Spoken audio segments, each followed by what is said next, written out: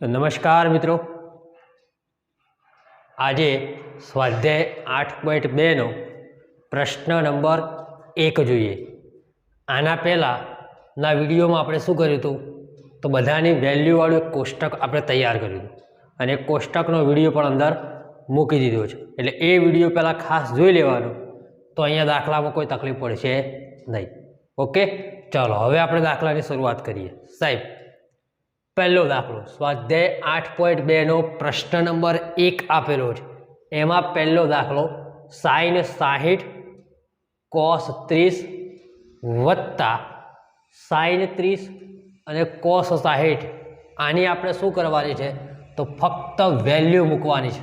ધ્યાન રાખજો, sin 60ની value કેટલી થાય, તો √3/2 થાય. ક્લિયર સાહેબ?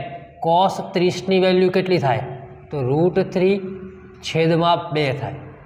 વત્તા sin 30ની વેલ્યુ કેટલી થાય, તો 1/2 અને cos 60ની વેલ્યુ 1/2. જો આ વેલ્યુ ત્રિકોણમિતીય ગુણોત્તરનો કોષ્ટકનો આગળ વિડીયો મૂકેલો છે, એ વિડીયો જોઈને જ પછી અહીં આવજો.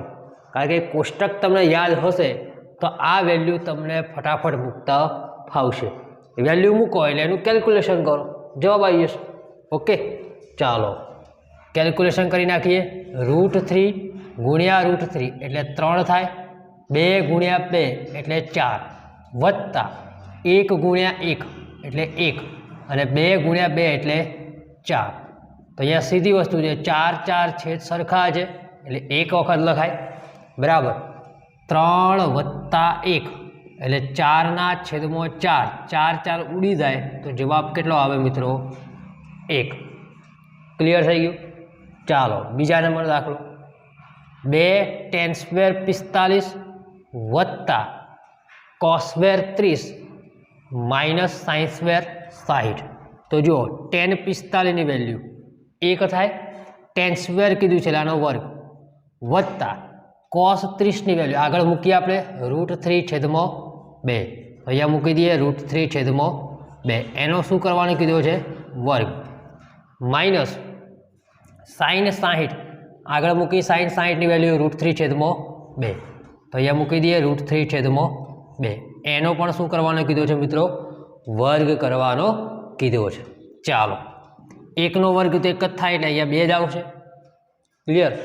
વત્તા √3નો વર્ગ એટલે 3, 2નો વર્ગ એટલે 4, માઇનસ જો આ √3નો વર્ગ એટલે 3 અને 2નો વર્ગ એટલે 4. તો જુઓ +3/4 છે, -3/4 છે એટલે શું થાય? ઉડી જાય. તો આપણો જવાબ કેટલો વધ્યો મિત્રો? 2. ઓકે છે? ક્લિયર? ચાલો હવે આ બંને દાખલા હતા એ થોડાક ઇઝી દાખલા હતા. હવે થોડોક વ્યવસ્થિત દાખલો ત્રીજા નંબરનો છે. ધ્યાન રાખજો સાહેબ. cos 45 છેદમાં sec 30 વત્તા cosec 30. હવે cos 45ની વેલ્યુ કેટલી થાય, તો યાદ હોવી જોઈએ 1/√2. આ cos 45ની વેલ્યુ. sec 30ની વેલ્યુ કેટલી આવે, તો 2/√3 વત્તા cosec 30ની વેલ્યુ આવે 2. બસ હવે આપણે અહીંયા કેલ્ક્યુલેશન ખાસ કરવાનું છે. જોજો, આનું સિમ્પ્લિફિકેશન તમને વ્યવસ્થિત આવડવું જોઈએ. 1/√2 હું એમના એમ રાખું. હવે જોજે, અહીંયા સાહેબ હું છેદમાં કશું નથી તો હું 1 મૂકી શકું? હા, મૂકી શકીએ.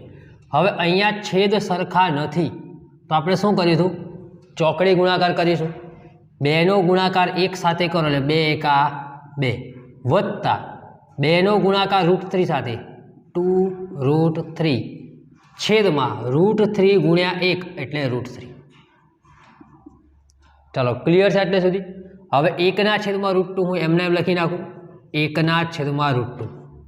આ છેદના નીચે જોજો, આ છેદ છે, એ છેદના નીચે છેદ આવે એટલે √3 કેવો જાય? ઉપર જતા રહેશે. તો ઉપર લખી દઈએ છેદમાં 2 વત્તા 2√3.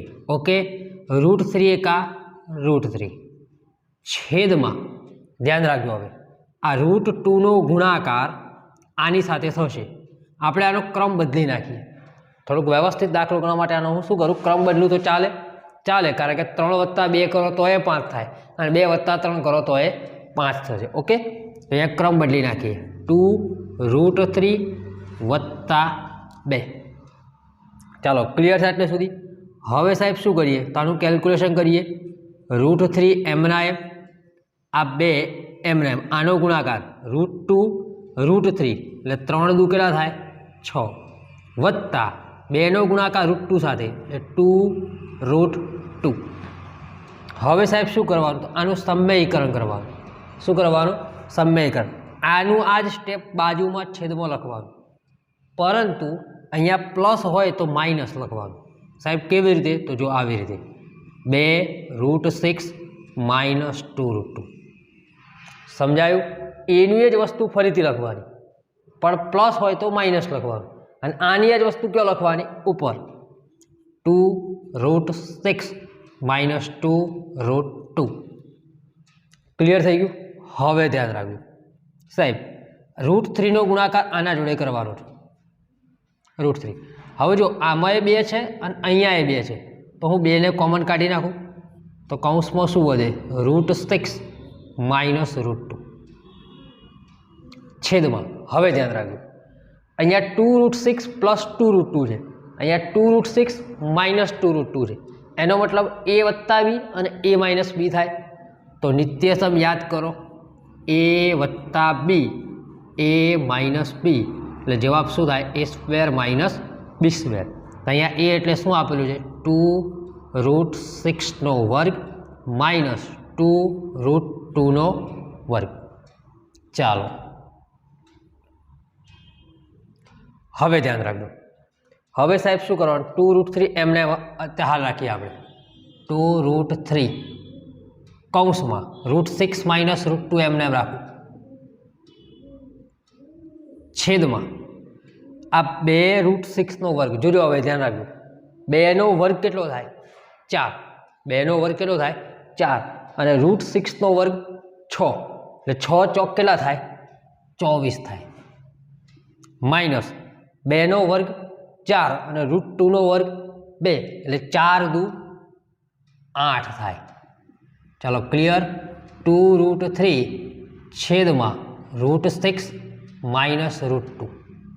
હવે 24માંથી 8 જાય તો કેટલા વધે, 16 વધે. હવે જો આખું સ્ટેપ ગુણાકારમાં છે એટલે અહીંયા કટ કરવા કરી દેવાય, 8 આવી જાય. તો √3 છેદમાં √6 - √2 છેદમાં 8. ક્લિયર છે? તમારે અહીં સુધી રાખવું હોય તો પણ કંઈ પ્રોબ્લેમ નથી. ઓકે, અથવા તમારે ગુણાકાર કરી નાખવો હોય તો પણ ચાલે. √6 નો ગુણાકાર √3 સાથે કરો એટલે 6 તેરી 18 માઇનસ √3 નો ગુણાકાર √2 સાથે એટલે 6 છેદમાં 8. √18 નો મતલબ શું થાય, 9 દુ 18 માઇનસ √6, 6 નું વર્ગમૂળ નીકળશે નહીં, છેદમાં 8. હજી આગળ આપણે સ્ટેપ ભરીએ છીએ, ધ્યાન રાખજો. 9 નું વર્ગમૂળ તો કે સાહેબ 3, 2 નું વર્ગમૂળ નીકળે નહીં અને માઇનસ √6 છેદમાં 8. ઓકે, 3√2 માઇનસ √6 છેદમાં 8. આવો તમારો લાસ્ટ જવાબ આવશે. આ જ આપણો ફાઇનલ આન્સર થાય. ઓકે છે, ક્લિયર? તો આ એક થોડોક વ્યવસ્થિત દાખલો હતો. ઓકે, તો આજે આપણે સ્વાધ્યાય 8.2 ની અંદર પ્રશ્ન નંબર 1 એટલે કે કિંમત શોધો, એમાં આપણે 3 દાખલા આપણે ગણ્યા છે. અહીં સુધી રાખીએ. દરેક વિદ્યાર્થી મિત્રોને એક ખાસ અપીલ છે કે આપણે 1 by 1 આપણે દરેક લેક્ચર મૂકતા આવ્યા છીએ. તો દરેક વિડીયો તમારે વ્યવસ્થિત ખાસ જોવાનો, એને લાઈક કરવાની, બરાબર, એને સબસ્ક્રાઈબ કરવાની અને બને ત્યાં સુધી બધા જ વિદ્યાર્થી મિત્રોને દરેક વિદ્યાર્થી મિત્રોને તમારે શેર કરી દેવાનું. ક્લિયર છે? તો અહીં સુધી રાખીએ. નેક્સ્ટ આપણે આગળના દાખલા કન્ટિન્યુ કરીશું. જય હિન્દ, જય Bharat. Thank you so much.